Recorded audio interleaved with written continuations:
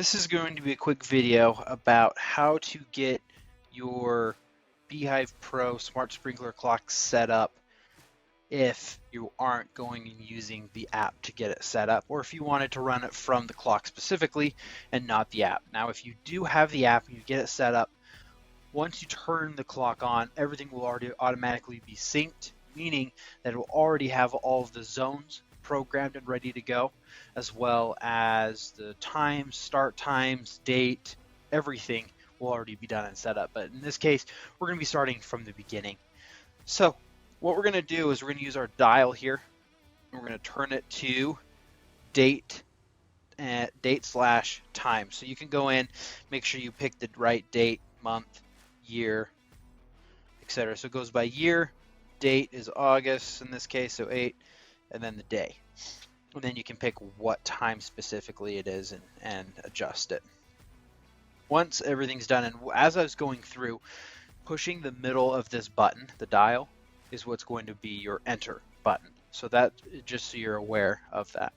Then we're going to twist it and go to start times. All right, we're going to go ahead and look at this. So right up here, there's a couple of things I want to point out. Here it says program. So again, these are the programs. I would only recommend really needing to use the one unless you have something special going on with your sprinkler setup. One would be enough. This is just to help keep everything organized from when it starts. So we're going to stick with program A. If we wanted to change it, we would just come here and push the program button, click. Then what we're going to do is notice that it says first start time, and then we can decide what time we want it to start. This case, we want it to start at 1. So what we're going to do is we're going to notice here flashing first and start time. We're going to hit next, or the middle button, because we want that to be the first start time. And what time do we want it to start?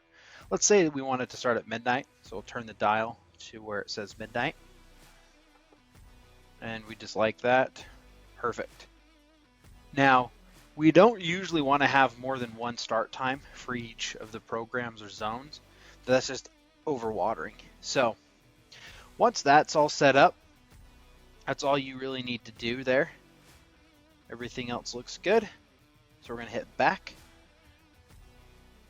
Then we're going to go down to runtime. I'm going to hit the middle. So this down here, you can notice program A. This is showing your time. And then down here it says station. And then there's a flashing number. In this case, it's 1. So this will help us know, all right, which station are we working with? So we want to do station 1. We'll hit the middle of that button, the dial. We're going to move it and decide we want 15 minutes, let's say. So we'll twist it to whatever we want.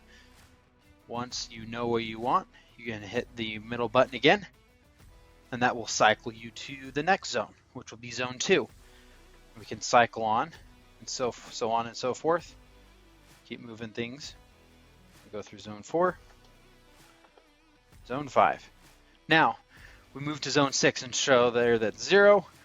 We want to make sure it stays like that, because unless you don't have a zone 6, we don't want to put a time on all of the zones if only you have is 4 or 5.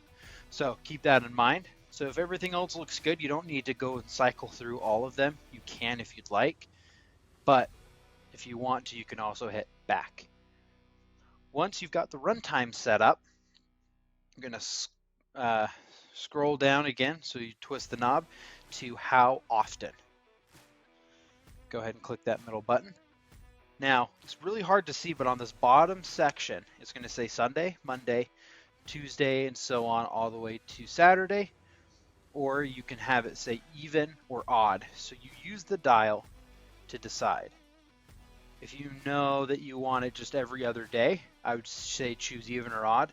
But if you're very specific and you want it to water certain times of the certain times during the week, let's say you want a Monday and a Tuesday, but you want to take a break and then do Thursday and Friday, you can go in and select those. Now, the way that you know that they are selected is there's going to be a little box.